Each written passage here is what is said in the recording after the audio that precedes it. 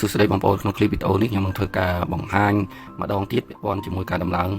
កុងតាក់3ចុចបញ្ជាពូ3ដោយសារតែមានបងប្អូននៅសំណពរឲ្យខ្ញុំឲ្យធ្វើភាសាទៀតព្រោះគាត់មិនទាន់ច្បាស់អញ្ចឹងណាតោះឥឡូវសូមតាមដានបងប្អូនគ្នាហើយកុំឲ្យវែងឆ្ងាយបងប្អូនតើតើជាមួយនឹងការរត់ខ្សែបងប្អូនខ្សែអំពូលទាំង3ហ្នឹងគឺរត់ចូលក្នុងជើងព្រីទាំង3មកបងប្អូនណានេះបាទខ្សែអំពូលទាំង3រត់ចូលជើងព្រីទាំង3មកហើយទាំងខ្សែមេរត់ចូលហើយមកហើយបន្តមកបងប្អូនយកខ្សែមកខាងរបស់ខ្សែអំពូលខាងខ្សែម៉ាស់ឬខាងខ្សែណឺតបងប្អូន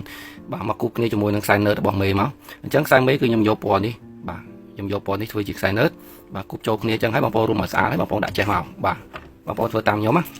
បងប្អូនកងតាក់ប្រយ័ត្នម្ចាស់បើធ្វើជាអត់ត្រូវណានេះឲ្យសញ្ញាឆ្នោតខាងលើនេះបាទខាងឆ្នោតខាងលើទៅលើយ៉ាងមកនេះបានត្រូវតែបងប្អូនធ្វើចេះបាទហើយតមកបងប្អូនស្វែងរក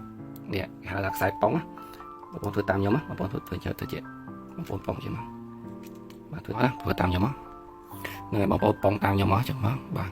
សូមបញ្ជាក់បន្តិចចំណោមជើងទាំងពីរនេះដូចថាមកចុចមានជើងពីរអញ្ចឹងយើងការប៉ុងចង់យកជើងមួយណាក៏បានដែរហ្នឹងហើយបងប្អូនអាចធ្វើតាមខ្ញុំក៏បានដែរ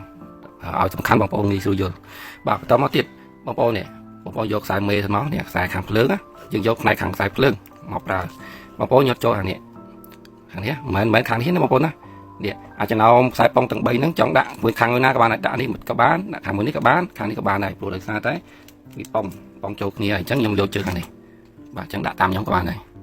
បាទរួចរាល់ហើយបងប្អូនហើយបន្តមកទៀតយើងនៅសល់ខ្សែ3សរសៃនេះ3សរសៃគឺខ្សែអំពូលហ្នឹងឯងអញ្ចឹង3សរសៃនេះបងប្អូនកុំឆ្ងល់ច្រើនបងប្អូនដាក់ទៅតាមជើងដែលនៅសល់មួយហ្នឹងទៅ